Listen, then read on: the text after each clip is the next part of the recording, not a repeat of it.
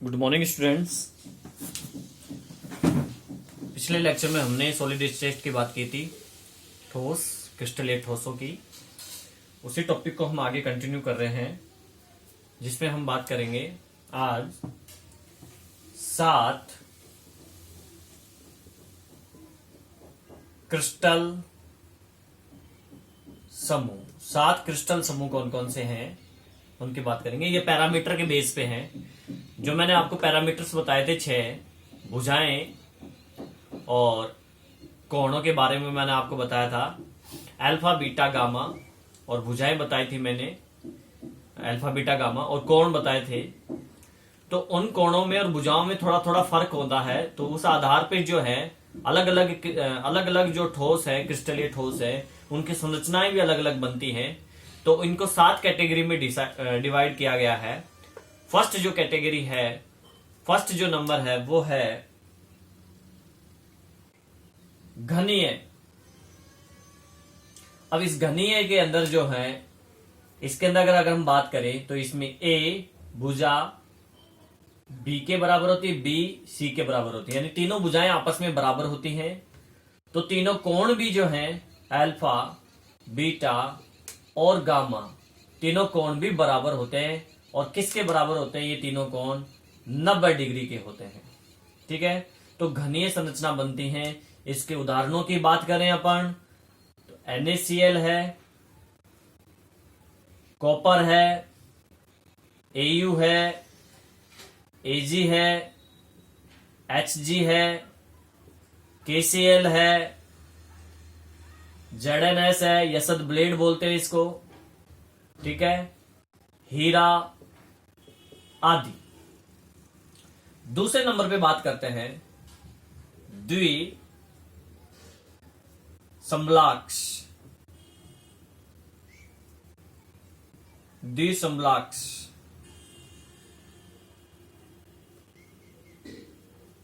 इसमें देखिए, यहां पे ए भुजा बी के बराबर होती है, यानी 2 भुजा बराबर होती है, लेकिन जो सी है वो इनके बराबर नहीं होती है।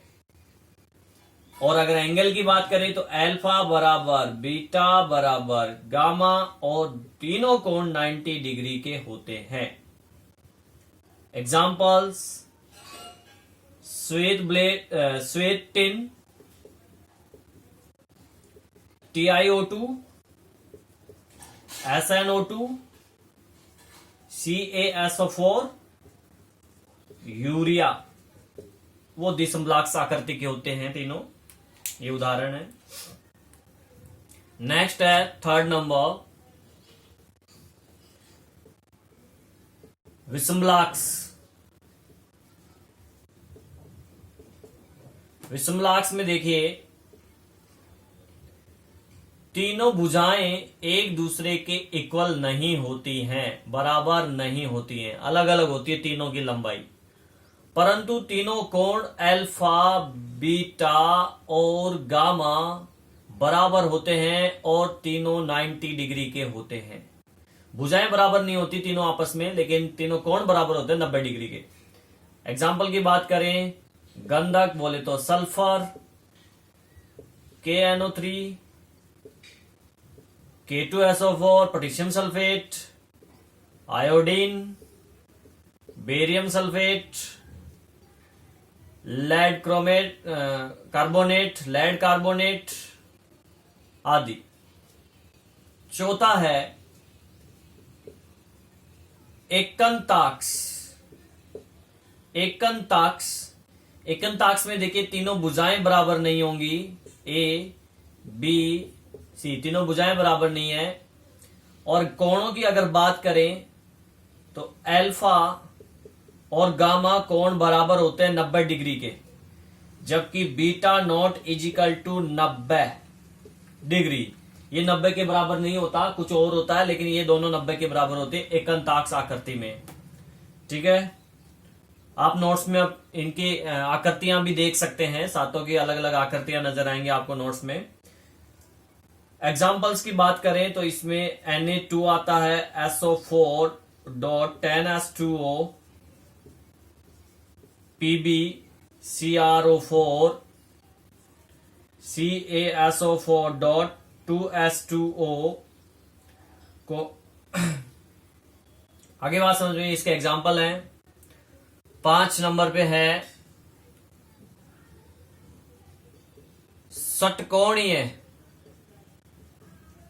षटकोणीय आकृति जिसमें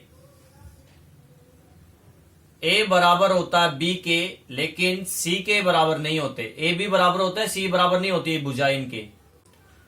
अल्फा और बीटा की बात करें तो ये दोनों 90 डिग्री के होते हैं, परंतु जो गामा है वो होता है 120 डिग्री का।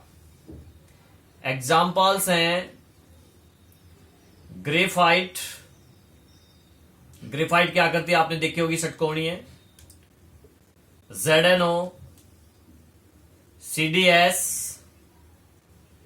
PbI2, HgS, AgI, SiC, Zn, Cd, Mg आदि। 6 नंबर है त्रिसमन्ताक्ष।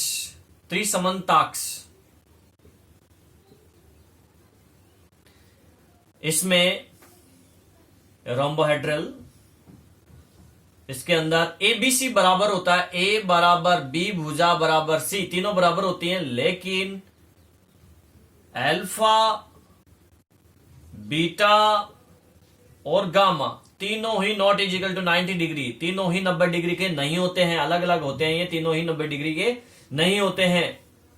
एग्जाम्पल्स की बात करें इसमें, तो इसमें एग्जाम्पल आ जाएगा आपका कैल्साइट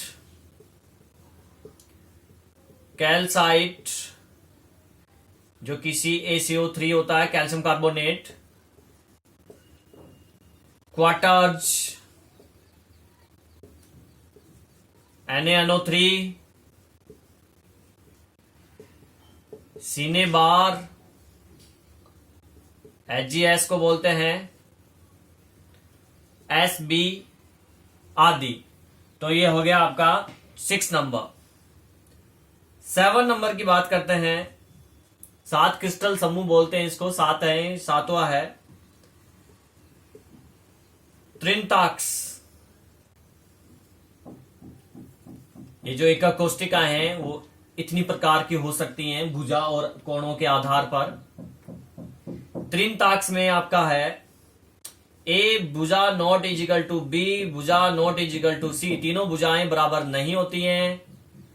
कोण की बात करें तो alpha not equal to beta not equal to gamma और नॉट इजिकल टू 90 डिग्री। तीनों कोण अलग अलग होते हैं, 90 डिग्री के भी नहीं होते।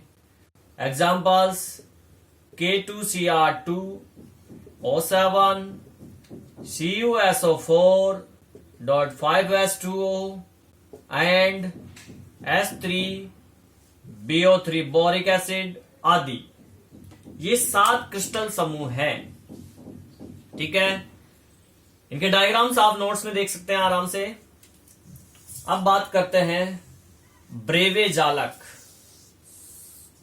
ब्रेवे जालक क्या होता है, देखिए। ब्रेवे थे फ्रांस के वैज्ञानिक, फ्रांस के वैज्ञानिक थे। इन्होंने 1848 के अंदर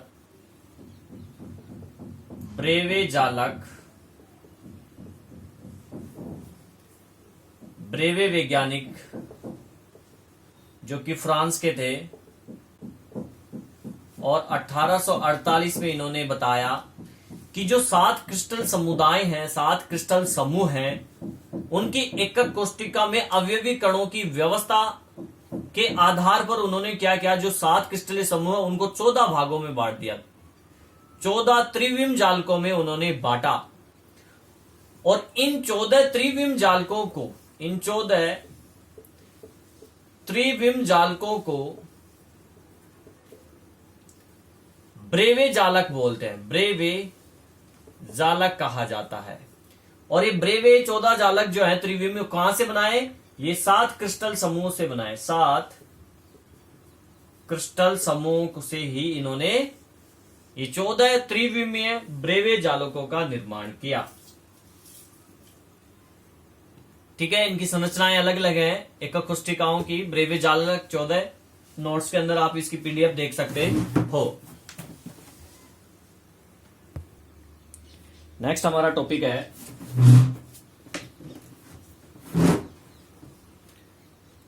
एकक कोष्टिका में अवयवी कणों की संख्या ज्ञात करना।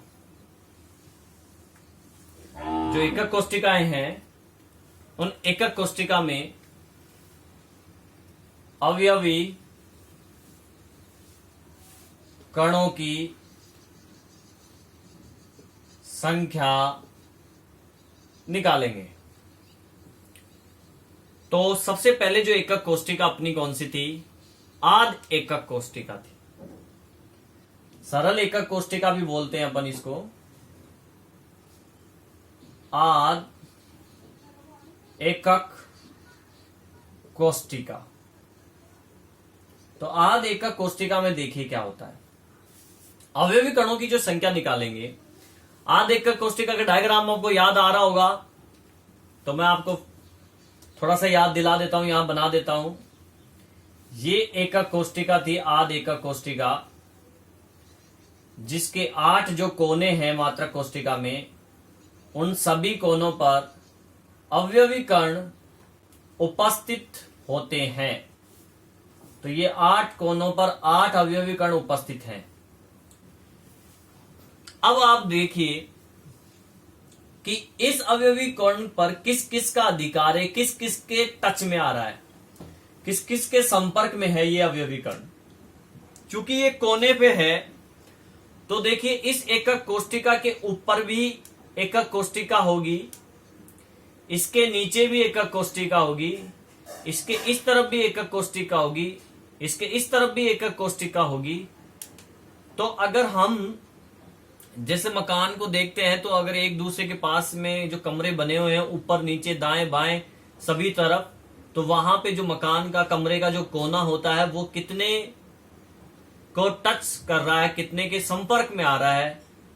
तो वो संपर्क में आ रहे हैं 8, 4 नीचे 4 ऊपर। क्लियर?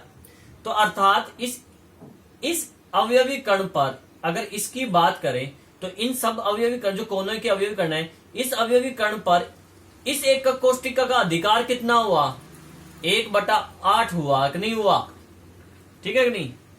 क्योंकि ये अवयवी कण 8 एकक कोष्टिकाओं का हिस्सा है। तो एक एकक कोष्टिका का कितना हिस्सा होगा? 1/8। 8 कोने हैं, गुना 8 कर दीजिए। ठीक है, 8 कोने है ना एकक कोष्टिका में। हाँ, तो एक कोने का 1/8 है, तो 8 कोनों का क्या हो जाएगा? 1/8 इंटू 8। ठीक है, तो ये आ जाएगा आपका सॉल्व करने पर 1। अर्थात आध एकक कोष्टिका में ऑल ओवर अवयवी कणों की संख्या 1 होती है। दूसरा देखिए, अंतः केंद्रित एकक कोष्टिका। अब अंतः केंद्रित एकक कोष्टिका का डायग्राम याद करें आप, क्या था? ये था 8 कोनों के अलावा 8 कोनों के अलावा एकक कोष्टिका के केंद्र में भी अवयवी कण उपस्थित होता है। ये लीजिए, ये 8 कोने हैं, इन 8 कोनों के अलावा एकक कोष्टिका के केंद्र में भी अवयवी कण हो। तो 8 कोनों की हिस्सेदारी तो हमने निकाल ली पहले ही 1, तो 8 कोनों पर तो 1 हो गया, 1 तो प्लस ये जो केंद्र में है अवयवी कण, ये केंद्र के अंदर इसी का है, इस पे किसी और का अधिकार नहीं है, क्योंकि ये एकक कोष्टिका के बीचों बीच है। रूम के बीचों बीच मान लीजिए इसको, कमरे के बीचों बीच, तो ये घन के बीचों बीच है, एकक कोष्टिका के बीचों बीच है, इस पर इसी का अधिकार है पूरा। तो 1 ये हो गया, तो बराबर कितना आ गया? 2 परमाणु अंतः केंद्रित में। 3 नंबर देखिए, फलक केंद्रित एकक कोष्टिका। अब फलक केंद्रित एकक कोष्टिका में ये संरचना होती है। 8 कोनों पर होता है अवयवीकरण, और इसके अलावा प्रत्येक फलक के केंद्र में भी स्थित होता है। 8 कोनों पर, ये हो गया 8 कोनों पर अवयवीकरण, इसके अलावा प्रत्येक फलक पर भी अवयवीकरण उपस्थित होता है, प्रत्येक फलक के केंद्र में। ये प्रत्येक फलक का केंद्र में अवयवीकरण उपस्थित हो गया, ये सामने वाले फलक में, ये बैक साइड वाले फलक के केंद्र में। अब आप बताइए कि हमारे रूम की जो दीवार होती है वो कितने रूम को टच करती है? हमारे रूम की दीवार का जो केंद्र है वहां पे अगर अवयवीकरण हो तो उसके पास में दूसरा रूम है, तो अर्थात वो दीवार, वो जो फलक है वो दीवार काम कर रही है केवल 2 रूम के लिए। तो एक अवयवीकरण, इस अवयवीकरण का हिस्सा एक मात्र कोष्टिका के लिए कितना हो गया?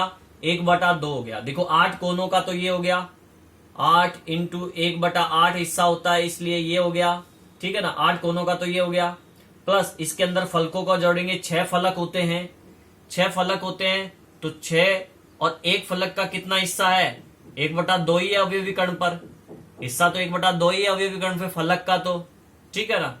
तो इन दोनों को सॉल्व कर लीजिए आप, इसका तो आ गया 1 और इसका आ जाएगा 3, टोटल आ गया 4। तो फलक केंद्रित एकक कोष्टिका में 4 अवयवीकरण होते हैं।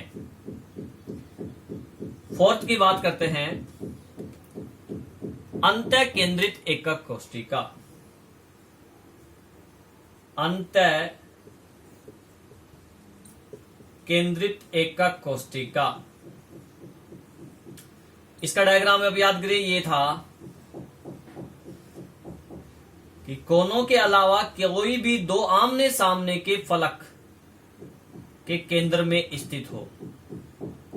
कोनों के अलावा, ये कोनों पर है, और इसके अलावा कोई भी आमने सामने के 2 केंद्र हैं, उन केंद्रों पर भी एकक कोष्टिका है। केवल 2 आमने सामने के, तो मैं एक इस पे बना देता हूं, तो इसके सामने वाला फलक ये होगा इसका केंद्र। अब देखिए कोनों पर तो हम निकाल लेंगे क्या, 8 इंटू 1/8 1 आ गया, प्लस फलक 2 ही है, 2 फलक है इंटू एक फलक पे 1/2 हिस्सा है, तो कितना आ गया 1। तो टोटल आ गया 2 अवयवी परमाणु, 2 अवयवी कण हो गए। क्लियर? तो इस प्रकार से अवयवी कणों की संख्या हम ज्ञात कर सकते हैं।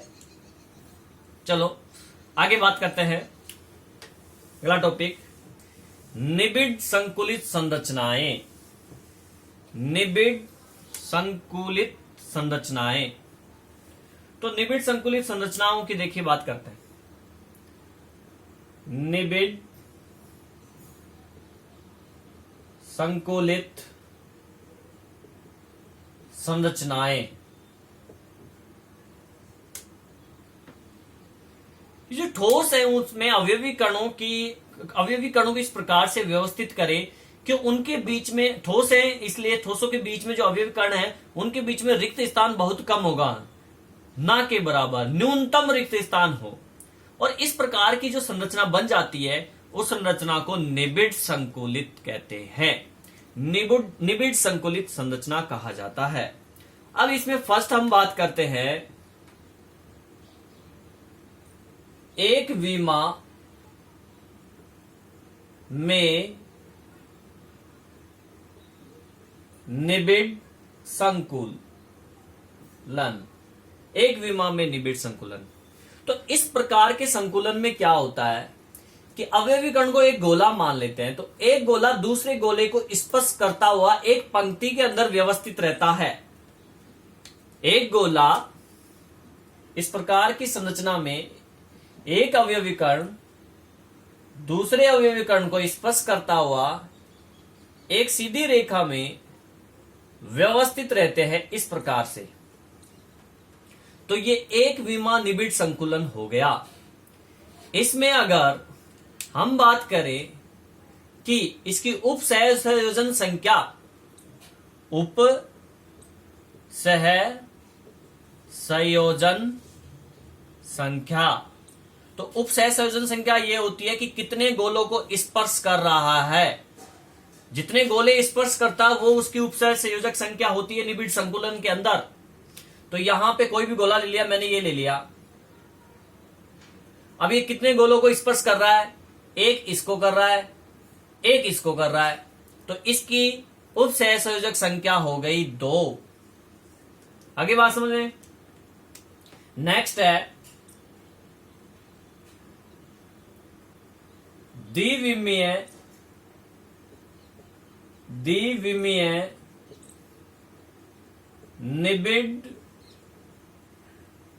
संकुलन। ये वैसे ही है 1D 2D 3D और 4D 5D। आजकल नेटवर्क भी ऐसे ही चलता है, 4G 4G 2G 3G, वैसे ही संरचनाएं जो फिल्म होती है 3G में 4G में है। तो ये द्विविमीय है। अब ये द्विविमीय 2 प्रकार की होती है। एक होती है वर्ग निबिड़ीय, वर्ग निबिड़ संकुलन, और दूसरी होती है षटकोणीय निबिड़ संकुलन। तो देखिए वर्ग निबिड़ संकुलन में क्या होता है। इसमें क्या होता है कि अगर एक पंक्ति में गोले यूं बैठे हुए हैं, यहां पे एक दूसरे को स्पर्श करते हुए इस प्रकार से, ठीक है, और इस पहली पंक्ति के ठीक ऊपर, एकदम इसके ऊपर, यहां पे रखेंगे इसके ऊपर मतलब, लेकिन अब डायग्राम में यहां पे पेज में अपन ऐसे बना नहीं सकते, बोर्ड पे बना नहीं सकते, इसके ऊपर कैसे रखें, 3D स्ट्रक्चर 2D स्ट्रक्चर है ये, तो मैं इधर रख रहा हूं ऐसे, ठीक है। तो एक के ऊपर दूसरी पंक्ति होती है और गोला एक दूसरे के सिद्ध में होते हैं, दोनों के केंद्र एक दूसरे के सिद्ध में होते हैं, दोनों गोलों के पहली पंक्ति और दूसरी पंक्ति के गोलों के केंद्र एक दूसरे के सिद्ध में होने चाहिए, और इसी प्रकार से फिर तीसरी पंक्ति आएगी, गोले सिद्ध में होने चाहिए ऐसे, और इसी प्रकार से चौथी आएगी, अर्थात ये ए स्ट्रक्चर हो गया। अब इसमें अगर उपसह संयोजक संख्या निकालें हम, तो कोई भी एक गोला ले लेते हैं, ये ले लिया। अब आप देखिए कितने गोलों को स्पर्श कर रहा है, एक इसको कर रहा है, एक इसको कर रहा है, एक इसको कर रहा है और एक इसको कर रहा है, 4। तो इसकी उपसह संयोजक संख्या हो गई 4, ठीक है। और इनको मिलाएंगे हम तो आकृति बनेगी चतुष्फल की है, इन उपसह संयोजक परमाणु अवयवी कणों को, तो ये चतुष्फल की आकृति बन गई। क्लियर? इनके केंद्रों को मिलाने से वर्ग बन गया, इसलिए इसको वर्ग निबिड़ संकुलन बोलते हैं। इसकी बात करते हैं षटकोणीय निबिड़ संकुलन। इसकी संकुलन समता भी मैं आपको बता देता हूं। संकुलन समता जो कि आगे आने वाले टॉपिक में हम निकालेंगे, कैलकुलेट करेंगे। संकुलन समता इसकी होती है 52.4%। षटकोणीय निबिड़ संकुलन की बात करते हैं। इसमें क्या होता है कि पहली पंक्ति है जो एक दूसरे पर ये गोले स्पर्श कर रहे हैं इस प्रकार से, तो जो दूसरी पंक्ति आएगी, मान लीजिए ये पंक्ति ए है, तो जो दूसरी पंक्ति आएगी उसके गोले इस पहली पंक्ति के खांचों में आएंगे। जो खांच है ये इनमें आएंगे, अर्थात खांचों के अंदर आएंगे तो यूं आएंगे, ये खांच हो गया, ये गोला इस खांच में, ये गोला इस खांच में, ये गोला इस खांच में, तो ये बी हो गया। अब वापस से पंक्ति ए रिपीट होगी, ठीक है ना। बी के बाद में वापस पंक्ति ए रिपीट होगी। ए रिपीट कब होगी? मतलब पहली पंक्ति के केंद्र के सिद्ध में,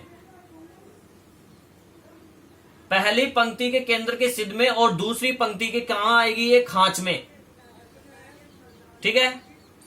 तो ये ए हो गई। फिर इसी प्रकार से वापस दूसरी पंक्ति रिपीट होगी, पहली पंक्ति के वो दूसरी पंक्ति के केंद्र के सिद्ध में, और ये जो तीसरी पंक्ति है इसके खांच में, ऐसे। तो एक पंक्ति, पहली पंक्ति आई, ये बी हो जाएगी वापस। तो ए जो है, पहली पंक्ति आ गई, बी पंक्ति पहली पंक्ति के खांच में आएगी, फिर वापस से जो तीसरी लाइन आएगी वो बी पंक्ति के खांच में आएगी, और चौथी लाइन आएगी वो इस ए तीसरी लाइन के खांच में आएगी। अब यहां पे उपसय संयोजक संख्या अगर अपन निकालते हैं तो ये व्यवस्था कौन सी होगी? ये व्यवस्था हो गई आपकी A B A B A B, repeat होगा ऐसे ही ए बी ए बी। उपसय संयोजक संख्या निकालते हैं इसकी, कोई भी अवयवीकरण ले लिया अपन ने, ये ले लिया, ठीक है। अब ये जो गोलों को स्पर्श कर रहा है, जितने गोलों को ये स्पर्श कर रहा है वो इसकी उपसय संयोजक संख्या होगी। तो देखिए ये स्पर्श कर रहा है लगभग 6, 1 2 3 4 5 6 गोलों को, तो इसकी उपसय संयोजक संख्या 6 हो गई। और इनको मिलाएंगे, इन गोलों के केंद्रों को अगर आप मिलाते हैं तो आप देख सकते हैं षटकोणीय आकृति प्राप्त हुई, इसलिए इसको षटकोणीय निबिड़ संकुलन कहते हैं। इसकी संकुलन क्षमता होती है 60.4%। क्लियर? तो ये षटकोणीय निबिड़ संकुलन है, दूसरा प्रकार द्विविमीय निबिड़ संकुलन का। नेक्स्ट है त्रिविमा में निबिड़ संकुलन। त्रिविमा में निबिड़ संकुलन, तो त्रिविमा में जो निबिड़ संकुलन है वो इतना नहीं पूछा जाता। 3D स्ट्रक्चर होता है इसमें, ये 2 प्रकार के होते हैं, मैं आपको बता देता हूं शॉर्ट में। तो त्रिविमा जो इंपॉर्टेंट बातें इसकी वो जान लीजिए आप। त्रिविमा में निबिड़ संकुलन, त्रिविमा में जो निबिड़ संकुलन है उसमें क्या होता है कि जो द्विविमीय परतें हैं वो एक दूसरे के ऊपर वापस से रखी जाती है, तो त्रिविमा संरचना बनती है। अब ये 2 प्रकार से इसको 2 भागों में बांटा गया है। जो पहला भाग है वो है द्विविमा वर्ग निबिड़ संकुलित परतों से त्रिविमा बनाएं, त्रिविमीय संरचना बनाएं। और जो दूसरा होगा वो होगा द्विविमीय, ये तो वर्ग से है, ये षटकोणीय से। दोनों 2 प्रकार पढ़े ना अपन ने, द्विविमा में 2 प्रकार पढ़े, वर्ग निबिड़ संकुल और षटकोणीय निबिड़ संकुल। तो उन्हीं से ये त्रिविमीय संकुल बनती है।